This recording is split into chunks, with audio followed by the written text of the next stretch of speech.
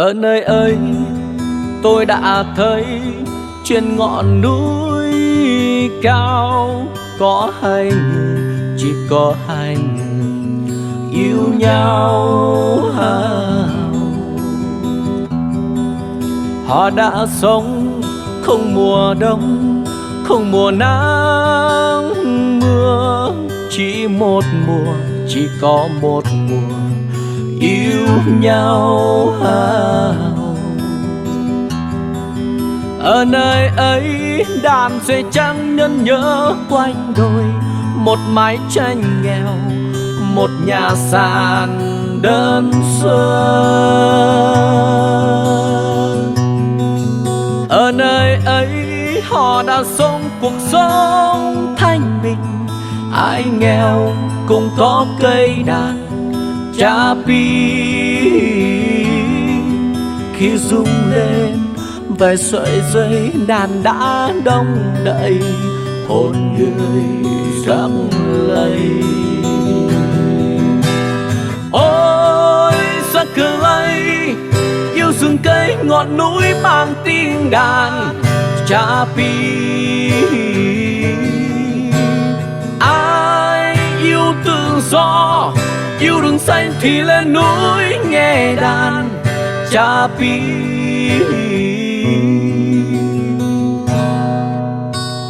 Tôi yêu Chapi không còn cô đơn, không buồn, không vui. Tôi nghe Chapi chợt thấy nao lòng về một giấc mơ. Ôi Chapi.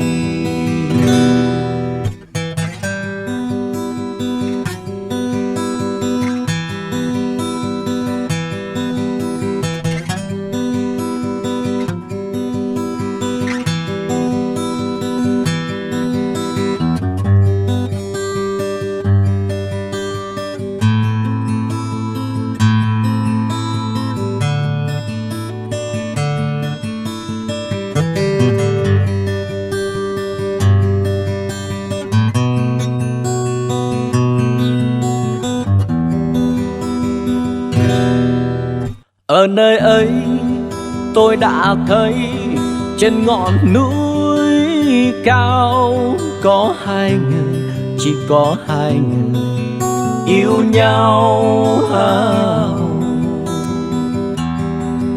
Họ đã sống không mùa đông, không mùa nắng mưa, chỉ một mùa, chỉ có một mùa yêu nhau.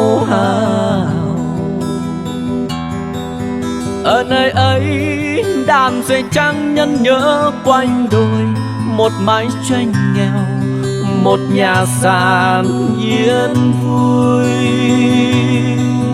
Ở nơi ấy họ đã sống cuộc sống thanh bình, ai nghèo cũng có cây đàn Chapi.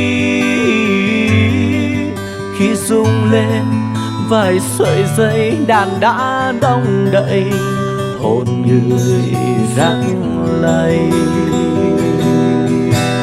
Ôi sắc cờ lây yêu rừng cây ngọn núi mang tiếng đàn Chapi.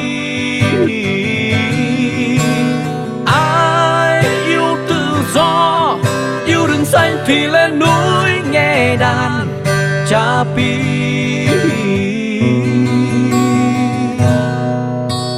Tôi yêu Chapi không còn cô đơn, không buồn, không vui.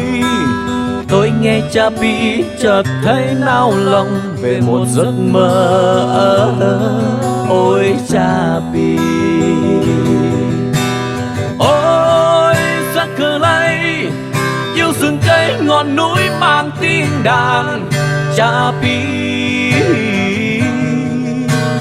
Ai yêu tự do, yêu rừng xanh thì lên núi nghe đàn Chapi.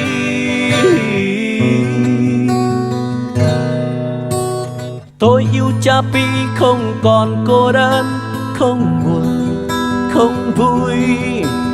Tôi nghe Chapi chợt thấy nao lòng về một giấc mơ. Ôi Chapi.